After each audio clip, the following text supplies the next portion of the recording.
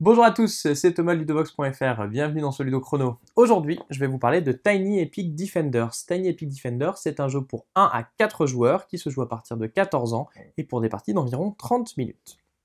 Donc Tiny Epic Defenders, c'est un jeu coopératif dans lequel les joueurs incarnent des héros qui vont devoir protéger la capitale de leur royaume contre des attaques de monstres. Le but du jeu est de tenir suffisamment longtemps pour qu'apparaisse l'ennemi légendaire, le monstre légendaire, celui qui guide tous les autres, et réussir à le vaincre avant que la capitale ne soit décrite. Donc, au début de la partie, on va mettre en place le plateau avec la capitale au centre et puis des régions frontalières autour. Chaque joueur va incarner un héros qui aura différents pouvoirs. Puis on va commencer la partie. La partie est structurée en une succession de tours. À chaque tour, on va prendre la pioche de cartes, la pioche tour.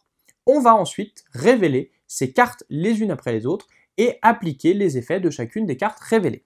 Alors, premier type de carte que l'on va trouver des ennemis. À chaque fois qu'on retrouve un ennemi de base, eh bien, il y a deux régions qui sont indiquées. Chacune des régions va subir un dégât. Si jamais une région subit trop de dégâts, elle va passer en ruine et à chaque fois que cette région devrait resubir des dégâts, eh bien, ce serait la capitale qui les subirait à la place. On va également trouver des cartes qui correspondent à un joueur. Quand la carte d'un joueur est piochée, eh bien, ce joueur va avoir un certain nombre de points d'action à dépenser. Il va pouvoir, par exemple, se déplacer d'une région adjacente à une autre. Par exemple, de la capitale, on peut aller ici, ou bien ici, je vais pouvoir venir là. Il va pouvoir également utiliser ses points d'action pour réparer, pour sécuriser les régions où il est et faire baisser leur nombre de dégâts.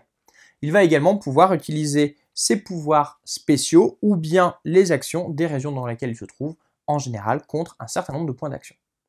Si un joueur se trouve dans une région et qu'elle est attaquée, il peut également choisir de subir des dégâts pour protéger la région et empêcher que ce soit elle qui subisse des dégâts. Attention, si un joueur subit trop de dégâts, il va devenir épuisé et certaines actions ne lui seront plus disponibles. Il faudra qu'il trouve le moyen de soigner ses points de dégâts. On va également trouver des cartes tous les joueurs. Ces cartes tous les joueurs, elles indiquent tout simplement qu'il y aura un certain nombre de points d'action à se répartir parmi les joueurs comme ils le souhaitent.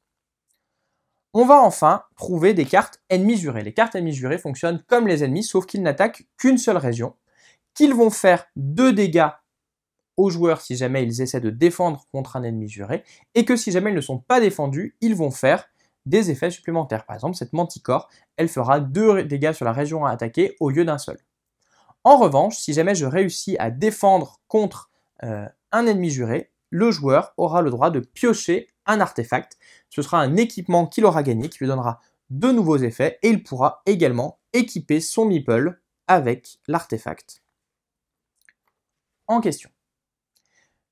Une fois que toutes les cartes de la pioche tour ont été piochées, on va commencer un nouveau tour. Mais avant de commencer un nouveau tour, on va rajouter une carte de la pioche horde. C'est la pioche qui se trouve ici. On va trouver le même type de carte dedans que l'on va mélanger dans la pioche de tour. Quand cette pioche horde est vide, eh bien on va alors révéler l'ennemi légendaire. Il va venir en jeu sur une des régions et c'est à partir de ce moment-là que les joueurs vont pouvoir attaquer cet ennemi en se rendant dans ces régions et en dépensant des actions pour lui faire perdre des points de vie et ils auront gagné si jamais ils réussissent à ce que son compteur de vie arrive à 0.